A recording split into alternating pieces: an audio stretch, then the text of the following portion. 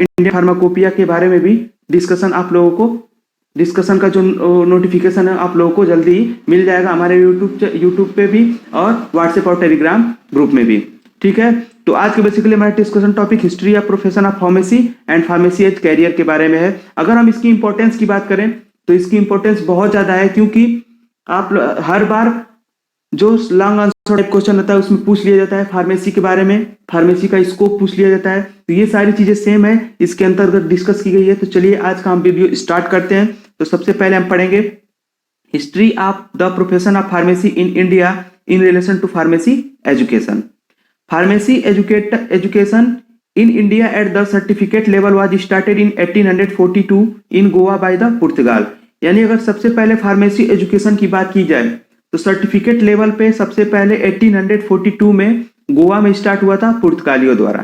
ठीक, next formal training of the compound was started in 1881 in Bengal and university level program in 1937 at the Banaras Hindu university Varanasi. In Baghdad the first pharmacy और drug store were stabilize in 754। अगर जो formal training है इसकी normal जो training होती है वो कब से स्टार्ट होने लगी, तो वो 1881 से स्टार्ट होने लगी और सबसे पहले कहाँ पे, बंगाल में स्टार्ट हुई थी। इसके अलावा जो यूनिवर्सिटी रिलेटेड प्रोग्राम होते हैं, यानी कि यूनिवर्सिटी रिलेटेड प्रोग्राम होते हैं, सबसे पहले स्टार्ट कब हुआ था, 1937 में बनारस हिंदू यूनिवर्सिटी में वाराणसी में हुआ था। और सबसे पहले क्या हुआ था, बी फॉर्म का जो बी फॉर्म स्टार्ट हुआ था सबसे पहले वहीं पे स्टार्ट हुआ था बनारस हिंदू यूनिवर्सिटी में। इसके अलावा in Baghdad the first pharmacy of drug store were stabilize in 1754। और सबसे पहले जो फार्मेसी बनी थी वो बगदाद में बनी थी और 754 में बनी थी। इसका इंपॉर्टेंस बहुत ज्यादा है क्योंकि एमसीक्यू क्वेश्चन में ये क्वेश्चन पूछ लिए जाते हैं, इसलिए आप लोग जो डेट है ये आप लोग याद रखिएगा और जो ये प्लेस नेम है ये भी आप लोग याद रखिएगा। Next, the revolution in the development of the science and technology in post world war II start the change in pharmacy profession.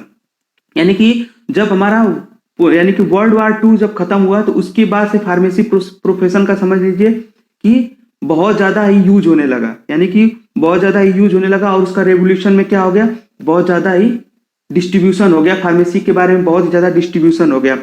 ठीक, नेक्स्ट अगर बात करें pharmacy being a health care profession, यानी कि ये क्या है, एक हेल्थ केयर प्रोफेशन है। फार्मेसी के अंतर्गत बेसिकली हमें क्या होता है, किसी भी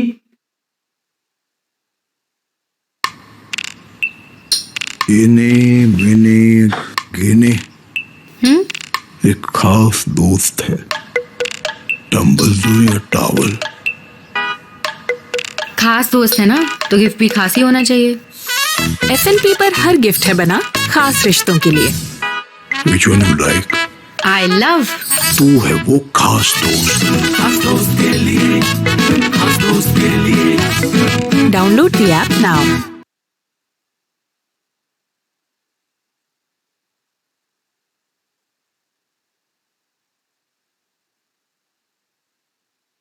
से 3.5 साल पहले मैंने अपनी ऑनलाइन जर्नी स्टार्ट करी थी और मैंने सबसे पहले ब्लॉगिंग किया था। मैं आपको सही बताऊं तो मैंने 7 महीने तक मैंने ब्लॉगिंग करी थी। घर वालों से 2-2.5 रुपए लिए थे और 7 महीने तक मेहनत करी मैंने और सारा का सारा एफर्ट पैसा जो लगाया था घर वालों के 2-2.5 रुपए डुबा दिए थे मैंने, सब कुछ जीरो हो गया। उसके बाद मैंने एफिलिएट मार्केटिंग का बिजनेस किया गाइस, काफी मेहनत करी, लेकिन गाइस उसमें इतना ज्यादा कंपटीशन था गाइस, उसमें मुझे कोई सक्सेस नहीं मिली और गाइस अल्टीमेटली उसमें मैं फेल हो गया। फिर गाइस मैंने टिकटॉक के पेजेस रन करे और मैं मूवी के पेजेस, डॉग के पेजेस मैं टिकटॉक पे रन करता था और मैंने इंस्टाग्राम के ऊपर काफी सारे पेजेस रन करे।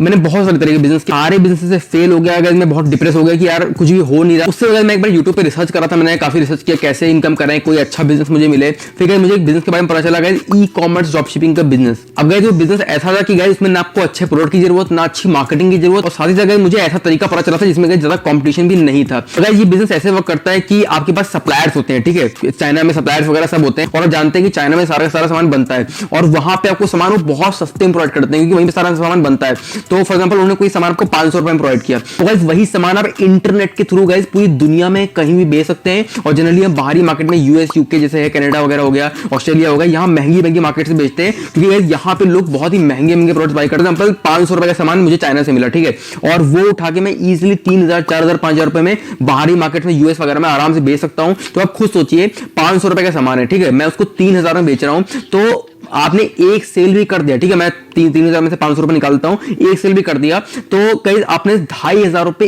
एक सेल करके सिर्फ कमा लिया। दिन का एक भी सेल करेंगे, महीने का 75,000 रुपए का प्योर प्रॉफिट, और दिन का 2 सेल कर रहे हैं तो महीने का 1.5 लाख रुपए का प्योर प्रॉफिट। गाइस मैंने देखा कि चलो बहुत ही अच्छा बिजनेस है, चलो उसको करके देखते हैं। मुझे लगा कि शायद वर्क नहीं करेगा मेरे लिए ये भी, लेकिन मैंने एक बार ट्राई दिया और गाइस फिर थोड़ा समय बीता, 1 हफ्ता बीता, 2 हफ्ता बीता, तो मुझे कुछ सेल आने भी लग गया।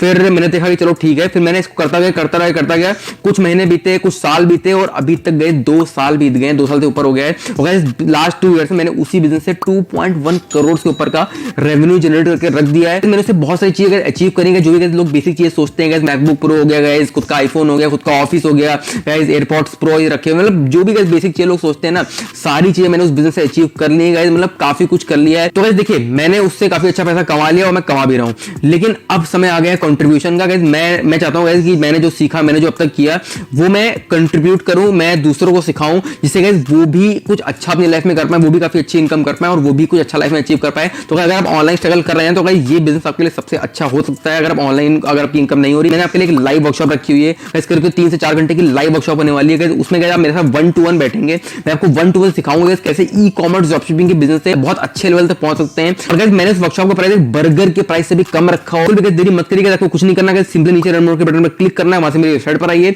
वहां से जो है वर्कशॉप के लिए रजिस्टर कर सकते हैं आप। तो गाइस वर्कशॉप के कभी एंड हो सकती है, कभी बंद हो सकती है, बहुत ही लिमिटेड टाइम के लिए वर्कशॉप में कर रहा हूं, तो बिल्कुल देरी आपको नहीं करना। अभी आपको दिख रहा है, मतलब आपके पास अपॉर्चुनिटी है, सिंपली नीचे लर्न मोड के बटन पर क्लिक करिए, वहां से मेरी वेबसाइट पर आइए, वहां से मेरी वर्कशॉप के लिए साइन अप करिए, रजिस्टर करिए, मिलते हैं लाइव वर्कशॉप के अंदर।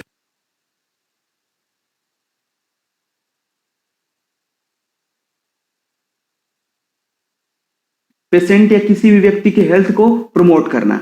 इन independent government of India enacted the pharmacy act to control the pharmacy profession as well as education 1948। इसके अलावा फार्मेसी एक्ट भी लाया गया 1948 में, किसको? फार्मेसी को रेगुलेट करने के लिए। तो ये सारी चीजें हो गई हिस्ट्री के बारे में। इसके अलावा भी कुछ पॉइंट है। The word pharmacy is derived from the Greek word pharmakon meaning the drug, यानी कि जो भी हमारा फार्मेसी होता है वो ग्रीक वर्ड फार्मेकोन से मिलकर बना हुआ होता है, जिसका मीनिंग होता है ड्रग। और इंपॉर्टेंट पॉइंट, बहुत ही ज्यादा इंपॉर्टेंट पॉइंट है, father of pharmacy William Procter, यानी कि father of pharmacy William Procter, जो कि एक अमेरिकन फार्मासिस्ट थे। इसके अलावा father of Indian pharmacy Mahadev Lal Shroff, ठीक है, father of Indian pharmacy Mahadev Lal Shroff ji थे, ठीक है। ये बहुत ही ज्यादा इंपॉर्टेंट है क्योंकि एमसीक्यू क्वेश्चन में से पूछ लिया जाता है। Next, apothecary is a historical name of the medicinal professional who formulates and dispense the medicine to physician and patient. Now this role served by the pharmacist. The earliest pharmacies were known as apothecary shops. यानी कि ये जो एपोथेकेरी जो term है, यानी कि पहले समय में एपोथेकेरी टर्म फार्मासिस्ट के टर्म के बराबर थी, क्योंकि जो भी काम आज फार्मासिस्ट करता है, ड्रग डिस्पेंसिंग का हो या ड्रग प्रोवाइड कराना फिजिशियन को या ड्रग प्रोवाइड कराना पेशेंट को, ये सारी चीजें जितना भी काम करता है फार्मासिस्ट, उस समय उसको क्या बोलते थे? एपोथेकेरी बोलते थे। फार्मासिस्ट बराबर बोल सकते हैं एपोथेकेरी बोल सकते हैं, यानी फार्मासिस्ट इज इक्वल टू एपोथेकेरी बोल सकते हैं। इसके अलावा जो भी हमारी फार्मेसीज होती थी पहले, उसको क्या बोला जाता था? एपोथेकेरी शॉप्स बोला जाता था, उसे बोला जाता था एपोथेकेरी शॉप से बोला जाता था पहले के समय में। ये भी बहुत ही ज्यादा इंपॉर्टेंट पॉइंट है। नेक्स्ट अगर हम बात करें, pharmacist play a role in compounding most of the medicine needs of the people. Here the medicinal professional prepared and dispense the medicine to physician and mixture, ointment, pills, tincture, syrup, elixirs, powder, etc। तो pharmacist क्या करता है? Play a role, यानी कि बहुत ही ज्यादा important role play करता है। किसने? मेडिसिनल डिपार्टमेंट में। कैसे? तो वो क्या काम करता है? वो फिजिशियन को ड्रग पहुंचाता है, यानी कि फिजिशियन को डिस्पेंस करता है, या पेशेंट को जो प्रिस्क्रिप्शन जो होता है उसको देता है, मटेरियल देता है, तो उसमें क्या क्या ट्रांसफर करता है? वो मिक्सचर देता है, ऑइंटमेंट्स देता है, pills, tincture, syrup, elixirs, powder, etc का क्या करता है? वो डिस्ट्रीब्यूशन करता है। तो इसलिए फार्मासिस्ट का बहुत ही ज्यादा इंपॉर्टेंट रोल होता है हमारे फार्मेसी डिपार्टमेंट में, ठीक है। नेक्स्ट अगर बात करें, pharmacy is a versatile, dynamic, growing and increasing diverse profession, one which creates a excitement because there are so many opportunity for services। Pharmacy अगर हम बात करें तो इस समय बहुत ही ज्यादा बड़ा, यानी कि ब्रॉड, डायनेमिक और ग्रोइंग नेचर हो गया है फार्मेसी का, क्योंकि बहुत ज्यादा ही फार्मेसी इस समय डेवलप्ड हो रही है। क्योंकि देखिए डिजीज कंडीशन बढ़ती जा रही है, अगर डिजीज कंडीशन बढ़ती जाएगी तो हमें मेडिसिन की भी जरूरत बढ़ती जाएगी, अगर मेडिसिन की जरूरत बढ़ रही है तो हमें ऑलरेडी फार्मेसी प्रोफेशन को बढ़ाना पड़ेगा। ठीक है, इसलिए फार्मेसी का स्कोप क्या होता जाता है, बहुत ज्यादा होता जा रहा है। इस समय क्या होता है, यानी कि जो पर्सन है वो अनहेल्दी होता जा रहा है और फार्मेसी पे डिपेंड होता जा रहा है। अगर सोचिए अगर हमारे लाइफ में अगर फार्मेसी का कोई रोल नहीं होता तो हमारी लाइफ थोड़ी भी इजी नहीं हो पाती, कुछ भी इजी नहीं हो पाता।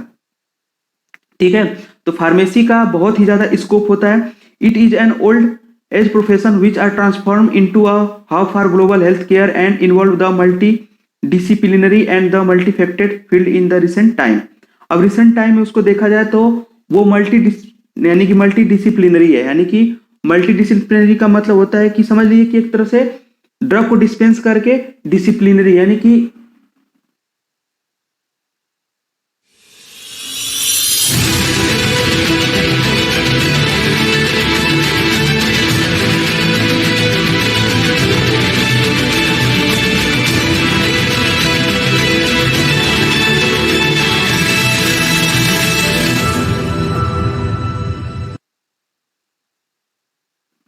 मल्टी टैलेंटेड काम, जैसे होता है ना, कोई होता है पर्सन मल्टी टैलेंटेड काम करता है, इसी प्रकार हमारी फार्मेसी भी हो गई है। वो क्या करती है, मल्टीपर्पज काम करती है, बहुत सारे काम करती है। अब वो हमारे क्या कर डिजीज में भी पार्टिसिपेट करती है, यानी डिजीज कोई हो रहा है उसमें मेडिसिन पहुंचाने में भी काम करती है, किसी भी ड्रग को प्रिपरेशन में भी पार्टिसिपेट करती है। तो इसलिए जो फार्मेसी का जो स्कोप है वो बहुत ही ज्यादा बड़ा है। ठीक है, और वो क्या करती है, एक हब बन गई है ग्लोबल हेल्थ केयर के लिए। यानी ग्लोबल हेल्थ केयर के लिए अगर कोई रिस्पॉन्सिबल है तो वो है कौन, फार्मेसी, या बोल सकते हैं फार्मासिस्ट। आप जिस जॉब को, आप जिस प्रोफेशन को चुने हैं फार्मेसी, आपको अगर लग रहा होगा कि ये इजी वर्ड है, नहीं, ये इजी वर्ड नहीं है। फार्मेसी वर्ड इजी वर्ड नहीं है, क्योंकि आप एक हेल्थ प्रोफेशनल हो गए हैं और आपको उसी के अकॉर्डिंग सोचना पड़ेगा और उसी के अकॉर्डिंग काम करना पड़ेगा। हेल्थ प्रोफेशनल में आप आ चुके हैं, इसलिए आप फार्मेसी जो वर्ड है उसको लाइटली मत लीजिए। आप जो अपनी स्टडी कर रहे हैं समझिए कि आप एक प्रोफेशनल जॉब में आ गए हैं, प्रोफेशनल जॉब या प्रोफेशनल एरिया में आ चुके हैं, तो आपको प्रोफेशनल रहना आपको सीखना पड़ेगा। ठीक है, तो चलिए आगे हम बात करते हैं वीडियो में pharmacy relation in industry. Pharmacy जो हमारा डिपार्टमेंट है, इंडस्ट्री में इसका क्या रोल होता है इसके बारे में हम समझते हैं। Pharmacist play a key role in industry by the preparation, drug manufacturing, drug dispense and drug distribution in also perform the many work। यानी कि फार्मासिस्ट जो होता है इंडस्ट्री में बहुत सारे रोल प्ले करता है, जैसे मैन्युफैक्चरिंग में, ड्रग डिस्पेंस में, ड्रग डिस्ट्रीब्यूशन में, और इसके अलावा बहुत सारे काम है। आइए उसको एक एक करके हम जानते हैं। सबसे पहला वर्क होगा, ए पॉइंट है फार्मूलेशन डेवलपमेंट, यानी कि formulation development. Due to involvement of pharmacy in pharmaceutical, it is easy way to develop the commercial formulation and developing a complete understanding of the form and structure of the drug substances and the product। ठीक है, pharmacy का जब involvement industry में हो जाता है तो हम उससे कमर्शियल प्रोडक्ट को डेवलप कर सकते हैं, क्योंकि आप लोगों को मैंने बताया कि डिमांड जो है, ड्रग की डिमांड या मेडिसिन की डिमांड बहुत ज्यादा बढ़ती जा रही है। अब बढ़ती जा रही है तो ड्रग का प्रोडक्शन करना भी बहुत ज्यादा हमारे लिए इंपॉर्टेंट हो गया है। अब ड्रग का प्रोडक्शन तभी होगा जब हमारे पास एम्प्लॉय होंगे, और यानी कि जब फार्मेसी का स्कोप बढ़ेगा तो एम्प्लॉय ऑलरेडी बढ़ेंगे और हमारा जो ड्रग डेवलपमेंट है यानी कि ड्रग का मैन्युफैक्चरिंग है वो भी बढ़ जाएगा। इसलिए फार्मूलेशन डेवलपमेंट में फार्मासिस्ट पार्टिसिपेट करते हैं। ठीक है, इसके अलावा formulation testing and defined active pharmaceutical ingredient API with inactive excipient, यानी कि फार्मूलेशन टेस्टिंग में भी हेल्प करते हैं। जो भी हमारे फार्मासिस्ट होते हैं वो जो भी हमारा फार्मूलेशन बना, यानी कि टैबलेट, कैप्सूल, सिरप, एलिक्सर्स जो भी बना, उसके फार्मूलेशन की टेस्टिंग करेंगे। उसके बाद उसको क्या होता है, मार्केट में भेजा जाता है। तो उसमें यह ध्यान रखा होता है कि एक्टिव फार्मास्यूटिकल एपीआई और इनएक्टिव एक्सिपिएंट क्या क्या है। एपीआई आप लोग जानते हैं, एक्टिव फार्मास्यूटिकल इंग्रेडिएंट होता है, यही मेन केमिकल होता है हमारे ड्रग में, और ये होता है इनएक्टिव एक्सिपिएंट होता है, यानी कि कलरिंग एजेंट, फ्लेवरिंग एजेंट, ये सारी चीजें जो होती है वो क्या होती हैं, एक्सिपिएंट की तरह काम करती हैं। ठीक है, नेक्स्ट अगर हम बात करें excipient selection, stability and also ensure the critical material attribute CMS relating to the formulation. अब हम फार्मूलेशन में सभी एक्सिपिएंट को नहीं यूज कर सकते हैं। कुछ एक्सिपिएंट जो होते हैं इनकम्पेटिबिलिटी शो करते हैं हमारे एपीआई के साथ। अब मान लीजिए हमारे एपीआई के साथ कोई एक्सिपिएंट है, अगर रिएक्शन कर लिया और वो क्या होगा, हमारा ड्रग क्या हो जाएगी, खराब हो जाएगी। इसलिए इसका भी ध्यान रखा जाता है कि किस एपीआई में कौन सा एक्सिपिएंट ऐड होना चाहिए, और इन सब की सारी चीजों की जो जानकारी है वो जो फार्मूलेशन डेवलपमेंट हमारा वो होता है, एरिया होता है, वो डिसाइड करता है। ठीक है, इसके अलावा क्रिटिकल मटेरियल एट्रीब्यूट CMAS, यानी कि कौन सा मटेरियल हमारे एपीआई को इफेक्ट करेगा और कौन सा मटेरियल हमारे एपीआई को इफेक्ट नहीं करेगा, ये सारी चीजें, ये मटेरियल का भी ब्यौरा कौन रखता है, तो वो होता है फार्मूलेशन डेवलपमेंट होता है। ठीक है, ये हो गया हमारा पहला पॉइंट। नेक्स्ट हम पढ़ेंगे मैन्युफैक्चरिंग डिपार्टमेंट। मैन्युफैक्चरिंग डिपार्टमेंट कैसे, proper equipment, proper procedure and suitable condition are necessary condition for any manufacturing unit in pharmaceutical. It is also decided by the pharmacist develop and maintain the standard operation procedure SOP and provide the effective training to the products staff। यानी कि manufacturing department का मतलब क्या हुआ, किसी भी drug को prepare करना है तो हमें प्रॉपर इक्विपमेंट की जरूरत होगी, प्रॉपर प्रोसीजर की जरूरत होगी और सुटेबल कंडीशन की जरूरत होगी। ये सारी चीजों का निर्धारण कौन करता है, तो जो हमारा मैन्युफैक्चरिंग डिपार्टमेंट होता है वो डिसाइड करता है।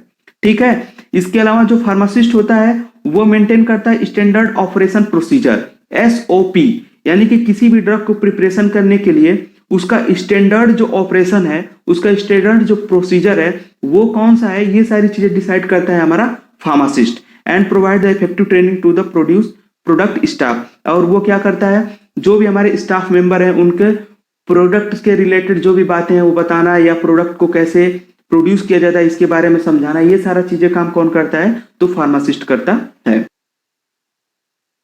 मोदी जी के यहां से 39 MP जीत के गया है, आपको कैमरे पर खुली चुनौती दे रहे हैं जितना इसमें भाजपा का समर्थक आदमी होगा।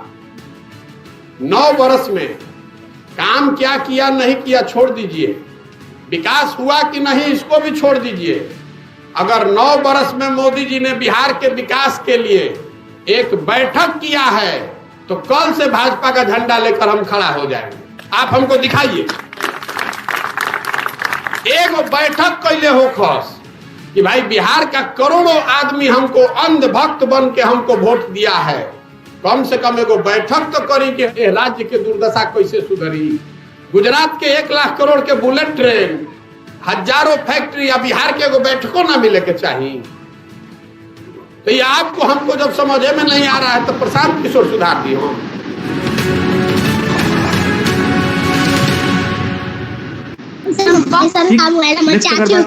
Develop proper sanitization, hygiene condition and safety environment, यानी कि इसके अलावा जो हमारा फार्मासिस्ट होता है वो प्रॉपर सैनिटाइजेशन, यानी किसी भी रॉ मटेरियल को कहाँ पे हमें उसको वॉश आउट करना है और कहाँ पे उसको फेंकना है, ये सारी चीजों का डिसाइडेशन कौन करता है, फार्मासिस्ट करता है। इसके अलावा हाइजीनिक कंडीशन और सेफ्टी इन्वायरमेंट प्रोवाइड कराने का जिम्मा भी किसके पास होता है, फार्मासिस्ट के पास होता है। यानी आप देखिए ना, कोई भी मेडिसिन को अगर प्रिपेयर करना है तो हमें सेफ्टी कंडीशन चाहिए, हाइजीनिक कंडीशन चाहिए, प्रॉपर एग्जॉस्टिंग एरिया चाहिए। अगर नहीं ये सारी चीजें हैं तो आप मेडिसिन डेवलप नहीं कर पाएंगे, आपका मेडिसिन जो होगा वो जल्दी ही खराब हो जाएगा, डिटेरियोरेट हो जाएगा। ये सारी चीजें डिसाइड करने का काम कौन होता है, फार्मासिस्ट होता है। और उसमें भी मैन्युफैक्चरिंग डिपार्टमेंट होता है, उसमें आप फार्मासिस्ट को अपॉइंट किया जाता है अलग अलग प्रोसेस के लिए और वो उसको देखभाल करता है। ठीक, नेक्स्ट अगर बात करें assist and review the production batch recorded have all the necessary information to final approval of this decision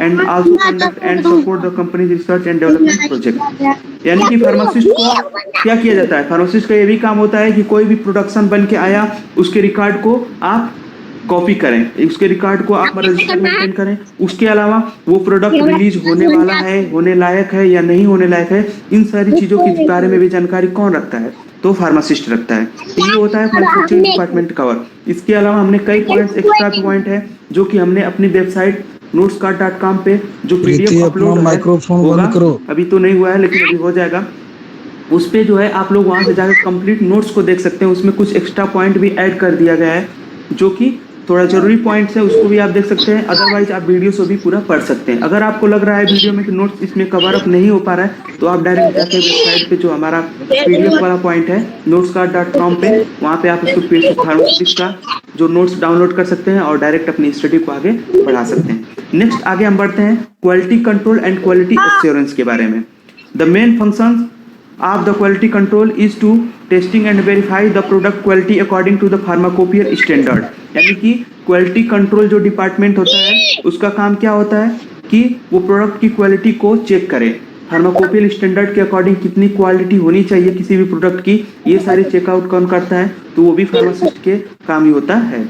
QC department also define the stability testing and evaluation of shelf-life product and also monitor the microbial activity of the raw material and finished product। और जो QC product यानी कि quality control जो department होता है वो drug की stability testing भी करता है। इसके अलावा सेल्फ लाइफ यानी किसी भी ड्रग का एक सेल्फ लाइफ होता है, ठीक है, उसके बारे में भी जांच पड़ताल करता है कि उसका सेल्फ लाइफ कितना है। यानी कि सेल्फ लाइफ बेसिकली क्या, एक्सपायरी डेट समझ सकते हैं कि उसकी एक्सपायरी डेट कब तक हो सकती है, सेल्फ लाइफ से ही उसका एक्सपायरी डेट निकाला जाता है, तो वो एक्सपायरी डेट के बारे में भी बताता है। इसके अलावा माइक्रोबियल एक्टिविटी क्या होगी फाइनल प्रोडक्ट पे, ये सारी चीज़ें डिसाइड कौन करता है, तो वो हमारा QC डिपार्टमेंट करता है।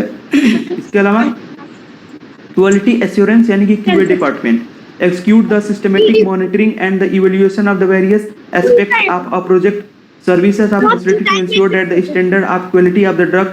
It also assure the dosage and formulation of the drug according to patient needs and convenience। यानी कि जो हमारा QA डिपार्टमेंट यानी कि क्वालिटी एश्योरेंस डिपार्टमेंट होता है वो एश्योर करता है, यानी कि वो एश्योर करता है कि जो भी हमारा प्रोडक्ट है वो हमारे लिए यूजफुल है या हार्मफुल है। वो एश्योरिटी कौन प्रोवाइड कराता है, तो क्वालिटी एश्योरेंस डिपार्टमेंट प्रोवाइड कराता है। और उस पर भी क्या होता है, फार्मासिस्ट ही क्या होता है पोस्ट पे मतलब रहते हैं, ठीक है। इसके अलावा वो डिफाइन करता है कि dose and formulation of drug according to the patient need and convenience, यानी कि पेशेंट की नीड और कन्वीनियंस के अकॉर्डिंग कौन सा डोज और कौन सा फार्मुलेशन जरूरी होगा, ये सारे डिसीजन कौन लेता है, तो ये QA डिपार्टमेंट लेता है। इसके अलावा QC और QA डिपार्टमेंट एक अलग से हमारा क्या है चैप्टर में एडिशन चैप्टर है, एक अलग से हमारा चैप्टर है, इसके बारे में डिटेल वहाँ पे पढ़ा जाएगा। अभी तक के लिए जो आउटलाइन थी आप लोगों को मैंने बता दी है। इसके अलावा आप फार्मास्यूटिक्स के चैप्टर में देखोगे तो उसका अलग से चैप्टर दे रखा है जिसमें आप लोगों को डिटेल बताया जाएगा, ठीक है। नेक्स्ट आगे बढ़ते हैं, drug information. Drugs are the chemical substances which are designed for treating the disease. It also provides the complete information about the suitable excipient, coloring agent, flavoring agent, etc.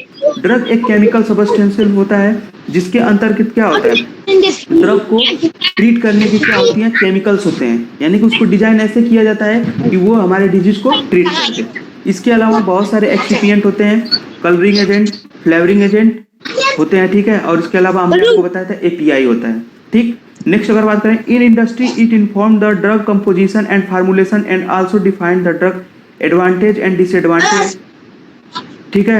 Industry में अगर drug information यानी कि कोई pharmacist होता है drug information centre पे भी work कर सकता है। अब ड्रग इन्फॉर्मेशन सेंटर पे वर्क करेगा तो वो यही बताएगा कि ड्रग का जो कंपोजिशन है, ड्रग का फार्मुलेशन है, वो हमारे लिए सूटेबल है या सूटेबल नहीं है। इसके अलावा वो हमारे लिए यूजफुल इफेक्ट बताएगा ड्रग का और हार्मफुल इफेक्ट बताएगा, यानी कि दोनों इफेक्ट बताएगा, हमारे लिए ड्रग यूजफुल है या नहीं है, हमारे लिए ड्रग हार्मफुल यानी कि उसका एडवर्स इफेक्ट आ रहा है या हार्मफुल इफेक्ट आ रहा है, ये सारी चीजें बताएगा कौन, जो ड्रग इन्फॉर्मेशन सेंटर होता है वो, ठीक है। केमिकल ड्रग आर एक्टिव और inactive, it is decided by the pharmacist and also provide the drug reaction with other drug, यानी कि केमिकल रिएक्शंस जो होगी, यानी कोई भी ड्रग होता है केमिकल से बना है और उसकी केमिकल रिएक्शन किसी ड्रग के साथ होनी है नहीं होनी है, या उसके अलावा वो हमारा जो फार्मास्यूटिकल इंग्रेडिएंट है वो एक्टिव है या इनएक्टिव फॉर्म में है, ये सारी चीजों की जानकारी जो होता है ड्रग इन्फॉर्मिंग सेंटर देता है, जिसमें भी फार्मासिस्ट अपॉइंट किए गए होते हैं, ठीक है। ये इंडस्ट्री में काम हो गया। नेक्स्ट अगर बात करें regulatory affair, regulatory department promotes the strategic and technical advice at the highest level in their industry, making an important contribution both commercially and scientifically development। यानी कि जो रेगुलेटरी डिपार्टमेंट होता है, रेगुलेटरी डिपार्टमेंट बेसिकली स्ट्रेटजी बनाता है और technical advice देता है। हॉलीडे प्लानिंग बॉलीवुड मूवी नहीं लगती, कहा ना जैम नहीं कोई आप पूल तो भाइयों में दुश्मनी, बस ब्रेकफास्ट इंक्लूडेड हो, आस लगाए बैठी एक माँ, बजट में आएगा। एक कंजूस सेठ जी और मुझे बचाने हीरो की सीटी मारेंगे।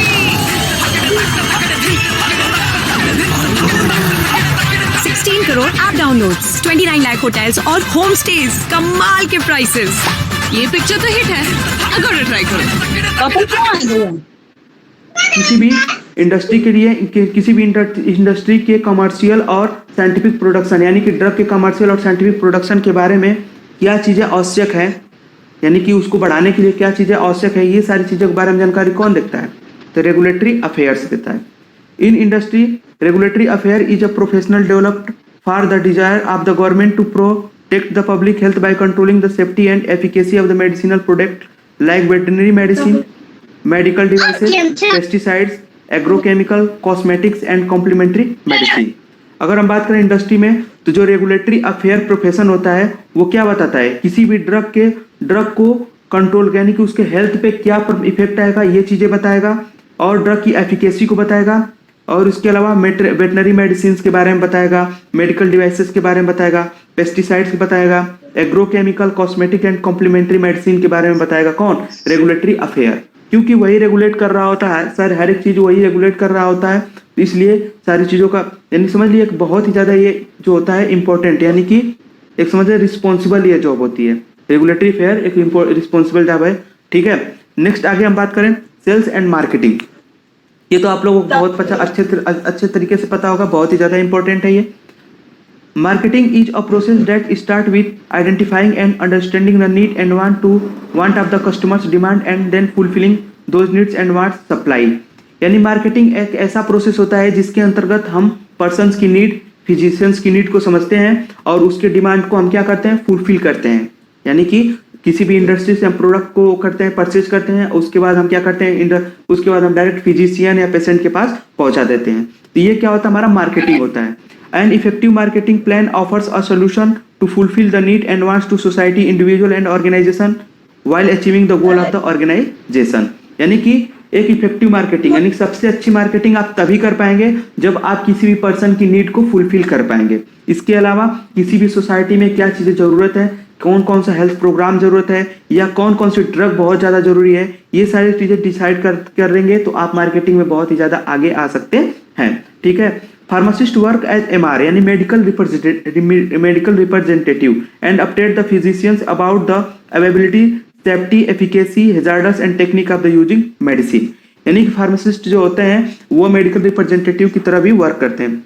आजकल तो बहुत सारे MR जॉब जो है बहुत सारे लोग कर रहे हैं और अच्छी भी है, क्योंकि मेडिकल रिप्रेजेंटेटिव क्या करता है? बेसिकली वो फिजिशियंस को ड्रग के बारे में बताता है, ड्रग के एडवांटेज, डिसएडवांटेज, उसकी इफेक्टिवनेस, सेफ्टी, हैजार्डस के बारे में बताता है और उसकी यूजिंग टेक्निक के बारे में भी बताता है। ये सारी चीजें बताने का काम कौन करता है? फार्मासिस्ट करता है। तो इसलिए सेल्स और मार्केटिंग में भी फार्मासिस्ट का बहुत ही अच्छा रोल होता है। नेक्स्ट आगे हम बढ़ेंगे मैनेजमेंट। मैनेजमेंट क्या होता है? Marketing management is analysis, planning और implementation to control over action, aim to stabilisement, fastening and support of the favorable exchanges with target buyer for the achievement of certain problem of the organization such as profit, reception, sales volume growth, increase market share etc। Management किसी भी industry या pharmaceutical company के लिए सबसे important ही work होता है, ठीक है। सबसे इंपॉर्टेंट वर्क अगर बोला जाए तो मैनेजमेंट होता है। मैनेजमेंट के अंतर्गत आप ड्रग की मैन्युफैक्चरिंग को भी देखेंगे कि ड्रग की मैन्युफैक्चरिंग कैसे चल रही है, उसका प्रोसीजर कैसे चल रहा है। इसके अलावा आप मार्केटिंग में भी देखेंगे कि मार्केटिंग में हमारा जो प्रोडक्ट लॉन्च हुआ है वो इफेक्टिव है या नहीं है, लोगों के पास अच्छी तरह से पहुंच पा रहा है, नहीं पहुंच पा रहा है, यानी कि और जो उसका कॉस्ट है वो लिमिटेड है या नहीं है। ये सारी चीजें आप मैनेजमेंट के ऊपर डिपेंड करती है, ठीक है। इसके अलावा मैनेजमेंट के ऊपर किसी भी इंडस्ट्री का पूरा ग्रोथ का भार जो होता है मैनेजमेंट के ऊपर होता है, कि किसी भी इंडस्ट्री का डेवलपमेंट कितना होगा कितना नहीं होगा वो मैनेजमेंट ही देख पाता है, ठीक है। इसके अलावा क्या करता है? मार्केट में शेयर कैसे बढ़ाना है, मार्केट में शेयर को कैसे कम करना है, ये सारी चीजों का काम कौन करता है? मैनेजमेंट करता है। और मैनेजमेंट का काम होता है प्लानिंग करना, कौन सी ड्रग, नई केमिकल ड्रग को बनाना है या किसी कौन सी नई केमिकल ड्रग को रिलीज करना है मार्केट में।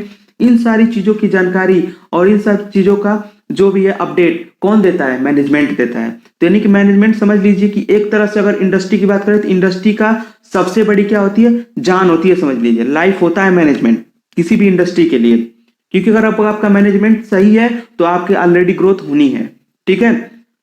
ऐसे मैनेजमेंट आप अपनी स्टडी लाइफ यानी डेली लाइफ से भी जोड़ सकते हैं। जैसे मान लीजिए कि अभी जो नया एजुकेशन रेगुलेशन 2020 आया है उसके अकॉर्डिंग सिलेबस आ चुका है। अब सिलेबस में क्या है, तो हर एक चैप्टर का टाइमिंग दे रखा है। स्टडी सभी करते हैं, देखिए स्टडी तो सभी लोग करते हैं, लेकिन उसमें स्मार्ट स्टडी कौन करता है, ये चीजें डिपेंड करती हैं। और यही हमारे जो फार्मेसी फील्ड वाले उन्होंने है, यही हमारे लिए डिसाइड किया है, ठीक है, क्योंकि इसमें चैप्टर वाइज उन्होंने टाइमिंग दे रखा है। अब हो सकता है जो टाइमिंग, मान लीजिए आपको कोई चैप्टर है उसमें 6 आवर का आपको टाइमिंग है, तो आप कोई भी नोट्स बनाएं या कहीं से टॉपिक पढ़ें तो पहले आप 6 आवर का कंप्लीट करें, यानी जो उसमें टॉपिक है उसको कवर करें। उसके अलावा आपके पास टाइम बच रहा है ना, तो उसके बाद आप अलग से पढ़ें। तो इसे क्या बोलेंगे, मैनेजमेंट बोलेंगे। आप मैनेज करके आपने 6 आवर पढ़ा, इसके अलावा आपको एक्स्ट्रा टाइम बचा और आपने उसमें स्टडी किया, तो इसे क्या बोलेंगे, हम मैनेजमेंट बोलेंगे। तो ये होता है हमारी डेली लाइफ से मैनेजमेंट का मतलब। मैनेजमेंट हमारे लिए बहुत इंपॉर्टेंट है। इसी प्रकार जो हम स्टडी कर रहे हैं, यानी जो भी हमने फार्मेसी फील्ड चुना है, इसमें भी मैनेजमेंट का बहुत ही ज्यादा इंपॉर्टेंट रोल है। अगर आपका मैनेजमेंट सही नहीं हुआ तो आप कितना हो भी पढ़ लीजिए, कितना हो भी स्टडी कर लीजिए, एग्जाम में क्वेश्चन नहीं बन पाएंगे, क्योंकि जो आपको क्वेश्चन पूछा जाएगा वो सिलेबस से ही पूछा जाएगा। बहुत कम ऐसा होता है कि सिलेबस से बाहर क्वेश्चन आते हैं। पहले तो आपको सिलेबस कवर करना होगा। जैसे मान लीजिए अभी बताया मैंने एग्जांपल लिया, कोई चैप्टर है 6 आवर का है, तो आप पहले 6 आवर कंप्लीट कीजिए। 6 आवर में जो जो चीजें कवर करनी है उसको कंप्लीट कीजिए। इसके अलावा बहुत सारी चीजें पढ़ने के लिए हैं। अब उसमें से देखिए कोई चीजें इंपॉर्टेंट है तो आप नोट डाउन कर सकते हैं, ठीक है। तो स्मार्ट स्टडी करना सीखिए।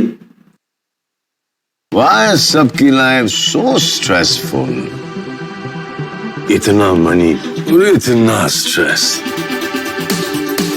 जॉब का स्ट्रेस, स्ट्रेस को दो रेस्ट, स्टेप इनटू Bahamas। थोड़ा सा फन कर, स्ट्रेस को जस्ट किक कर। Relax so Bahamas, no stress। Keep chilling, keep flipping।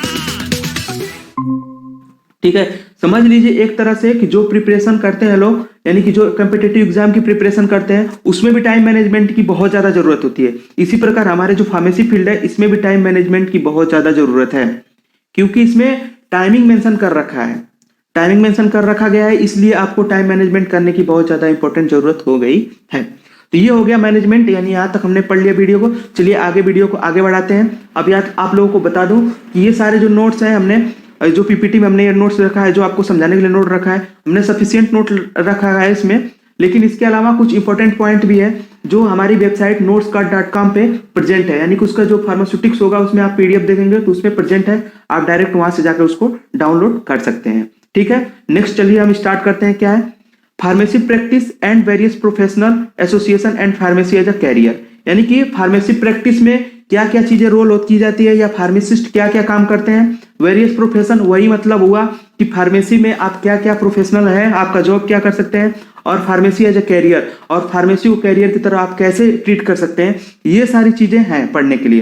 तो ये सारी चीजें हम इस टॉपिक में पूरा कंप्लीट कर लेंगे, क्योंकि ये सारी चीजें मिलती जुलती हैं। ये जो चीजें हैं वो सारी चीजें मिलती जुलती हैं। Pharmacy practice and various professional association and pharmacy as a career, ठीक है। तो इसके बारे में हम समझते हैं। सबसे पहले introduction. Pharmacy are developed to organize educational program and research activities for spreading and stabilizing the awareness on the need and scope of the quality standard of the drug and related articles material. Pharmacist is the first person of the healthcare system by playing various roles like academic pharmacist, industrial pharmacist, community pharmacist, clinical pharmacist, hospital pharmacist, veterinary pharmacist etc. यानी कि जो pharmacy education होती है, यानी कि pharmacy education जो हमारी है वो हमारे बहुत ही ज्यादा ब्रॉड है, यानी कि फार्मेसी एजुकेशन बहुत ही ज्यादा ब्रॉड है। इसके अलावा जो स्कोप है, यानी कि फार्मेसी का स्कोप ये होता है कि किसी भी ड्रग की क्वालिटी को जांच करना, उसकी क्वालिटी को जांच करके उसमें कौन कौन सा मटेरियल होगा, ये सारी चीजों में जांच करना कौन होता है, फार्मेसी डेवलप करते हैं, फार्मेसी डेवलपमेंट होता है, ठीक है। Pharmacist is the first person of the health care system, यानी जो हमारा फार्मासिस्ट, यानी कि जो हम फार्मासिस्ट हैं, यानी कि हम स्टडी कर रहे हैं, तो अभी यानी फ्यूचर जो होंगे, फ्यूचर में जो फार्मासिस्ट बनेंगे वो क्या होंगे, प्राइमरी यानी फर्स्ट पर्सन होंगे जो हेल्थ केयर में पार्टिसिपेट करेंगे, ठीक है। और उनका अदर रोल क्या होता है, एकेडमिक फार्मासिस्ट के रूप में भी अपॉइंट किए जाते हैं, industrial pharmacist, community pharmacist, clinical pharmacist, hospital pharmacist and veterinary pharmacist में भी आप वर्क कर सकते हैं, यानी कि आपको जॉब इजिली मिल जाता है। Next, pharmacist are responsible for ensuring the right drug to right patient and right time in right dosage through the right route in right way, so that pharmacist is an integral part of the healthcare system, ठीक है। Pharmacist, ये important, बहुत ही ज्यादा important point है, आप लोग इसको याद रखेंगे तो सारी चीजें आपकी क्लियर हो जाएगी। फार्मासिस्ट क्या होता है? रिस्पॉन्सिबल होता है इंश्योरिंग द राइट ड्रग, यानी राइट ड्रग राइट पेशेंट, यानी कि राइट पेशेंट के लिए राइट ड्रग और राइट टाइम और राइट डोजेज में देना। ये सारी चीजें होती है मेन फार्मासिस्ट का वर्क।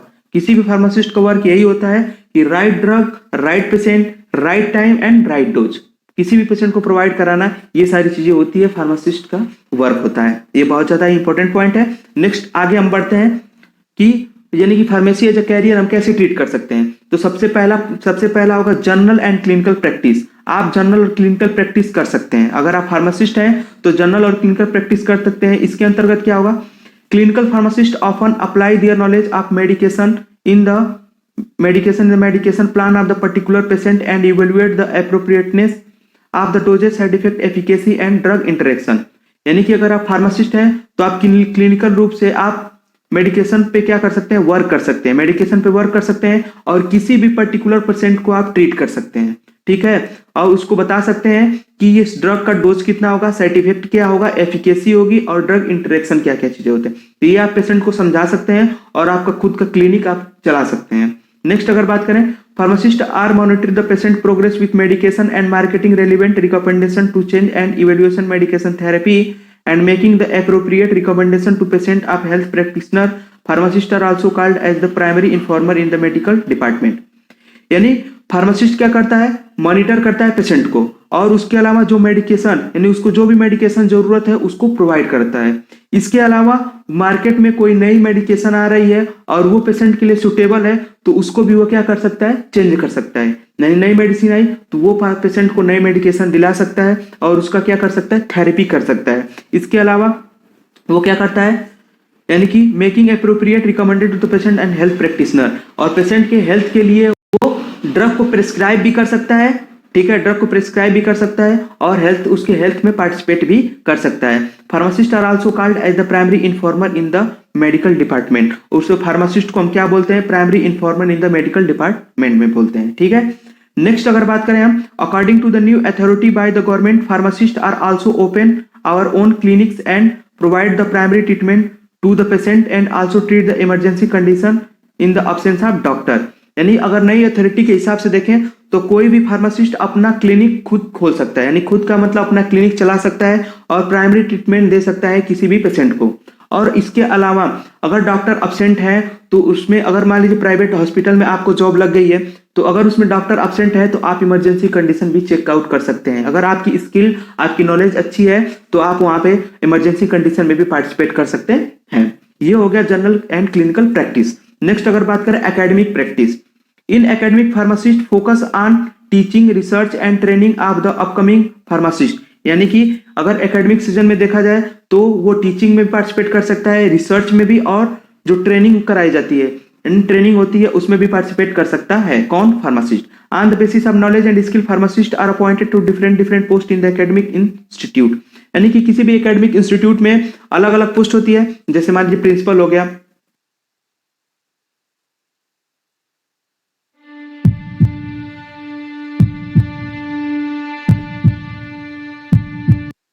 डायरेक्टर हो गया, टीचर हो गए, ठीक है। ये सारी चीजें अपॉइंटमेंट की जाती है तो आपके, जैसे आप फार्मासिस्ट हैं तो आपकी नॉलेज और स्किल के ऊपर देखी जाएगी। अगर मान लीजिए आप एम फॉर्म किए हुए हैं तो थोड़ी सी पोस्ट ज्यादा होगी बी फॉर्म वालों से, यानी कि बी फॉर्म है, बी फॉर्म के बाद एम फॉर्म, एम फॉर्म के बाद पीएचडी है। तो जैसे जैसे आपकी पोस्ट बढ़ती जाएगी वैसे वैसे आपका प्रोफेशनल का जो आपका यानी कि ट्रेंड होगा उसमें वो चीजें बढ़ती जाएगी, ठीक है, एकेडमिक इंस्टीट्यूट में। नेक्स्ट अगर कहते हैं, by arranging the seminar, project and the system, academic pharmacist play a valuable role in the health care system, educational, motivate and professional in health care system.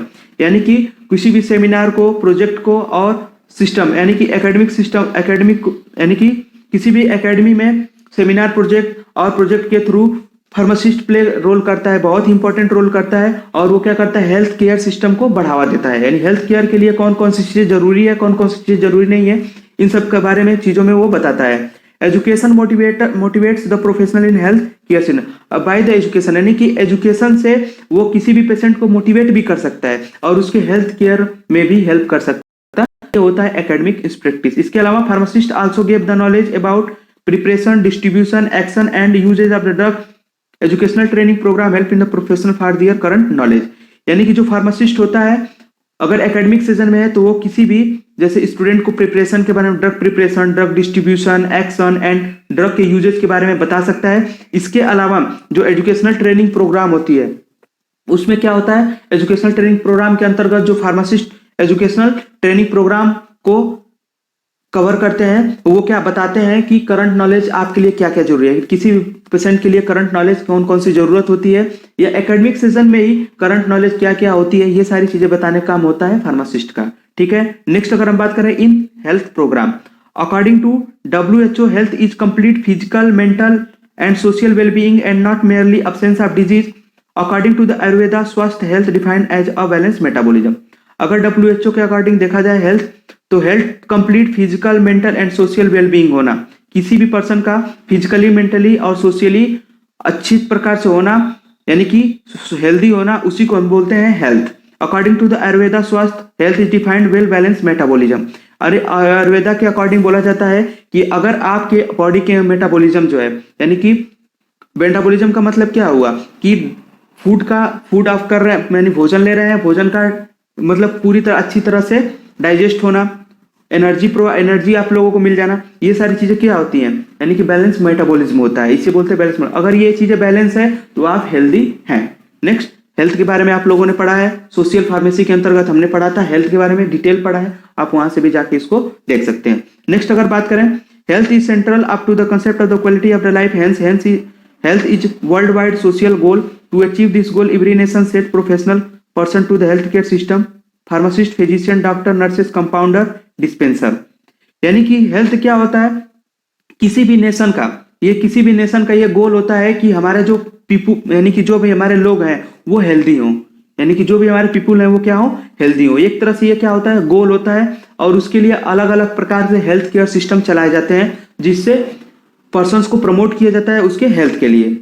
ठीक है, अब उसमें कौन कौन से पार्टिसिपेट करते हैं, तो उसमें फार्मासिस्ट होते हैं, फिजिशियंस होते हैं, नर्स होती है, कंपाउंडर होते हैं और डिस्पेंसर होते हैं। इसके अलावा फार्मासिस्ट और कौन कौन सा वर्क कर सकता है, तो हेल्थ मिशन में पार्टिसिपेट करता है।